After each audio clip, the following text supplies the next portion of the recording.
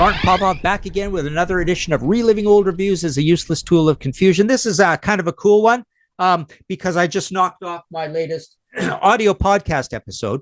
Remember, I've got an audio podcast called History in 5 Songs with Martin Popoff. I just did this morning, episode 298, and I called it what it is, the Yes solo album break. So I went through all of the Yes solo album situations, and when I pulled them out to have them handy to do the episode, I saw this review tucked in the back of the Chris Squire one.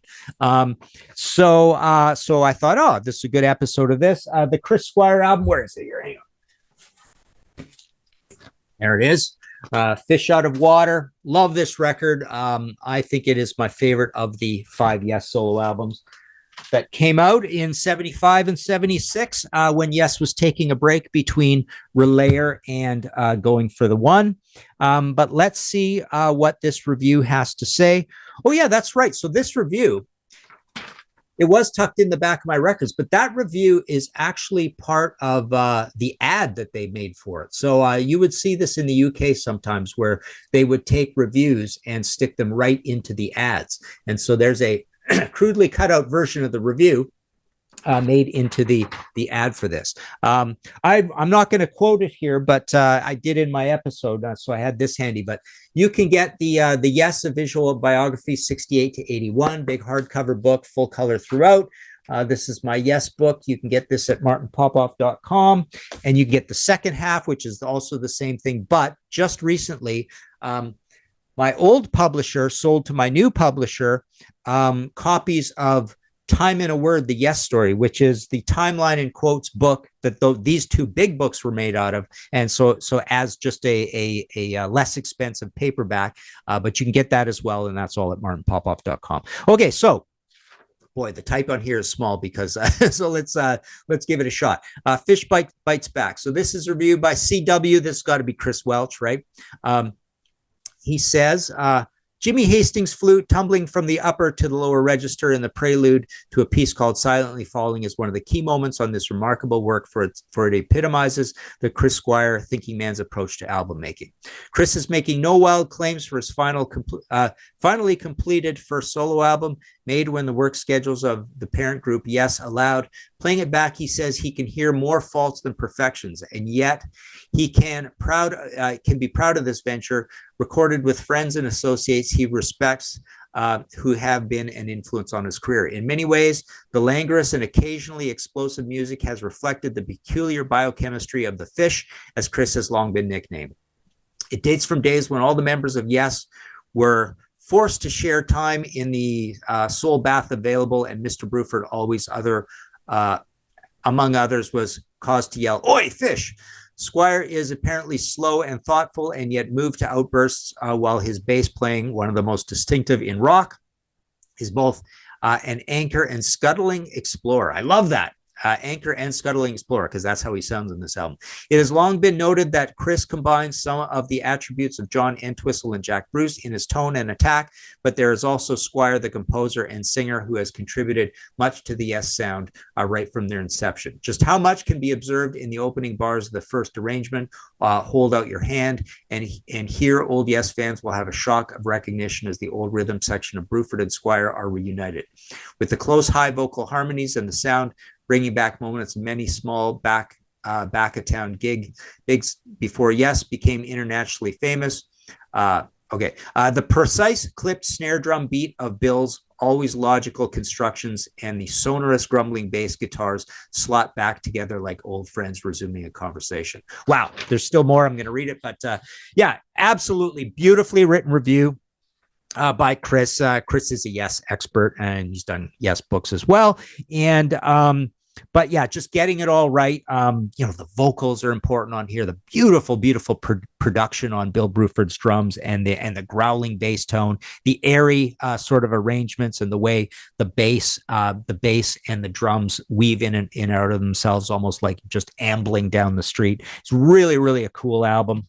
There it is again. Got to show it again. All right, let's move on.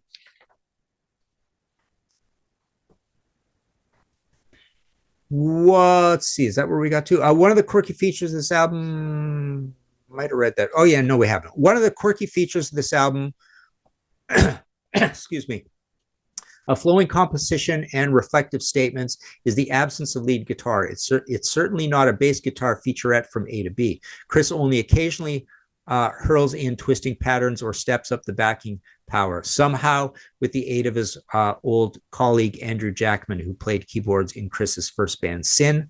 The orchestrations and arrangements lift the music from the usual guitar lead concept into a new dimension. Sometimes it shows that the rhythm section tracks were laid down first, but in most instances, the orchestra, sparingly used, or keyboards fuse into a rich tonal texture. Hold Out Your Hand is the cut most will say fall into a yes-like pattern with familiar lyrical constructions. Stand the distance is one phrase that activates the memory cells. It has a circular swirling motion, with Bill keeping meticulous time and Chris breaking out to swoop over his bass with great speed. The album is a spiral, with each track floating into the next, and You By My Side with Andrew stomping positive piano lays down the carpet for Chris's multi-track vocals, with Nikki helping out with the high notes.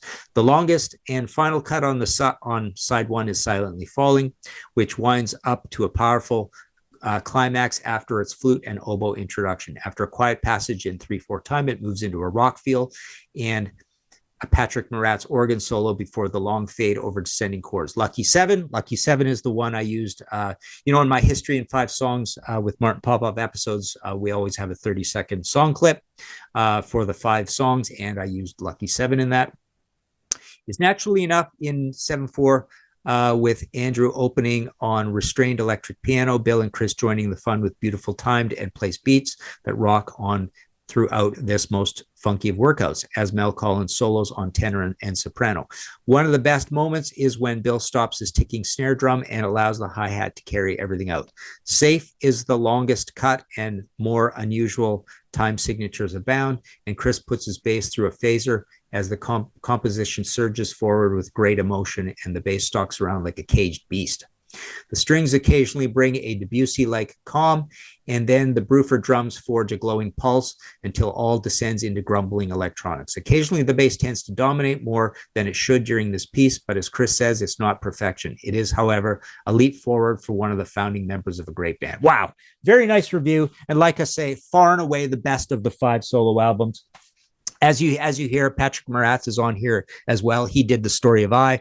John Anderson did Elias of Sun Willow. Steve Howe did Beginnings. Alan White did Ramshackled, right?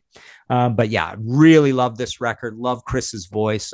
Chris's voice sounds a little bit like Steve Howe's voice, but it's a little more accurate, I suppose. But sadly, we lost Chris a little while ago, of course. But there you go. Beautiful, beautiful review of a great album. You should check out that record. This has been Reliving Old Reviews is a Useless Tool of Confusion. Like if you like my review of Chris's review, or Chris's review itself. You can join our Patreon situation. That gets you onto our panels. Subscribe, all that good stuff. There you go. Martin Popoff for the Contrarians. Go listen to some Chris Squire.